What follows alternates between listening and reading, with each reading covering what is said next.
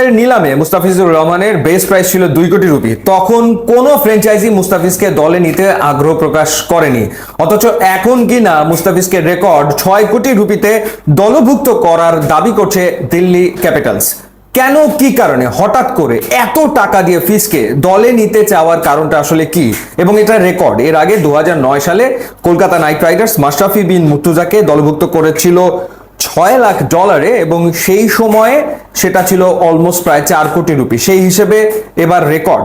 অথচ দিল্লি ক্যাপিটালসের ম্যাচ বাকি আছে আর 3টা, সর্বনিম্ন 3 ম্যাচ, আর যদি খেলতে পারে তারা শেষ 4-এ নকআউট স্টেজে, তাহলে সর্বোচ্চ 6 ম্যাচ।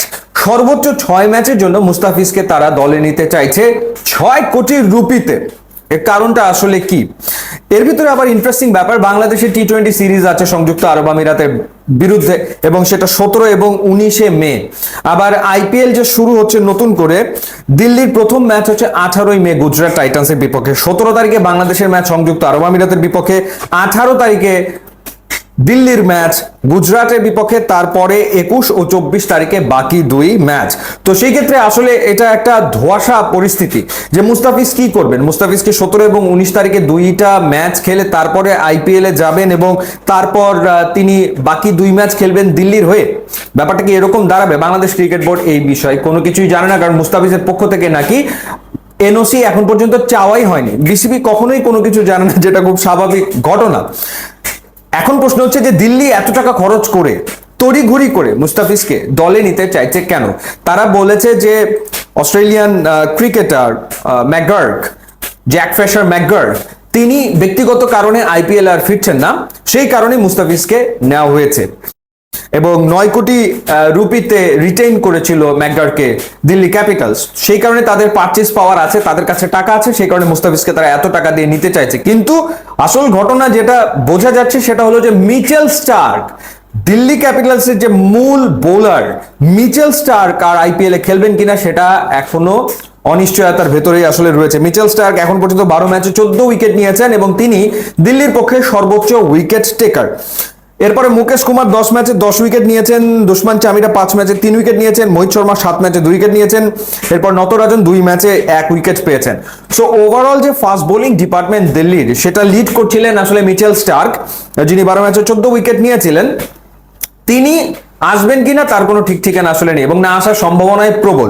কারণ রিসেন্টলি যেটা হয়েছে, মিচেল স্টার্কের ওয়াইফ, সহধর্মিনী, যার নাম হচ্ছে অ্যালিসা হেলি, যিনি অস্ট্রেলিয়ার মেয়েদের টিমের ক্যাপ্টেন, তিনি কিন্তু আইপিএল চলাকালীন সময় ইন্ডিয়াতে ছিলেন এবং তিনি ধর্মশালাতেই ছিলেন যেদিন পাঞ্জাব এবং দিল্লির ম্যাচ পণ্ড হয়ে যায়।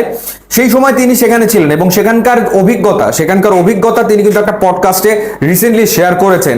যখন আসলে পাকিস্তান আক্রমণ করে ধর্মশালা থেকে মাত্র 90 কিলোমিটার দূরে পাঠানকোটে, তখনকার পরিস্থিতি আসলে কি ছিল এবং কি ধরনের ট্রমার ভেতরে আসলে মিচেল স্টার্ক পড়ে গিয়েছিলেন, সেই ঘটনার বর্ণনা তিনি করেছেন।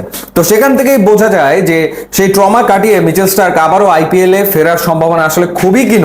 এখন সে যদি না ফেরে, মিচেল স্টার্ক যদি না ফেরে, সেক্ষেত্রে তো ডেফিনেটলি একজন ফাস্ট বোলার প্রয়োজন দিল্লির প্রচন্ড রকম ভাবে পড়বে তাদের বোলিং ডিপার্টমেন্টে। হ্যাঁ, অক্ষর প্যাটেল রয়েছেন, এরপর তাদের স্পিনার রয়েছেন আরো একজন ন্যাশনাল টিমে খেলেন।